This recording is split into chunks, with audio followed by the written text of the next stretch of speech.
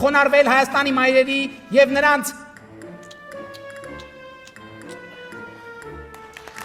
Պարոն Նիկոլ, ինչպիսի դերասանական խաղ, դուք պիտի հայկական սերիալներում նկարվեիք, բայց եկեք մի կողմ դնենք ձեր դիմակներն ու տեսնենք ձեր իրական վերաբերմունքը սնուցող մայրերին, այսպիսով ձեր շարասյունը վրաերթի ենթարկեց Սոնա Մնացականյանին ու իր չծնված երեխային, ու դուք անգամ չկանգնեցրիք շարասյունը օգնություն ցուցաբերելու համար, ձեր դատավորը կալանավորեց անչափահասների մորն իր 8 ամսական երեխայի հետ միասին ձեր ենթական երկու երեխաների մայր Թագուհի Թովմասյանին սեռավարակի թեստ հանձնելու հորդոր արեց ու անպատիժ մնաց։ Անհետ կորածների մայրերին դուք արհամարում եք, իսկ հայրերին կալանավորում։ Գերության մեջ գտնվողների մայրերին դուք խոստացաք իրենց որդիներին 2-3 ամսում վերադարձնել։ Մայրերն արդեն 5 տարի է սպասում են։ Գերագույն գլխավոր ջան, ձեր տանուլ տված պատերազմի արդյունքում 5000 մայրեր մնացին առանց զավակ, իսկ տասնյակ հազարավորները իրենց զավակներին հետ ստացան հաշմված կարգավիճակում։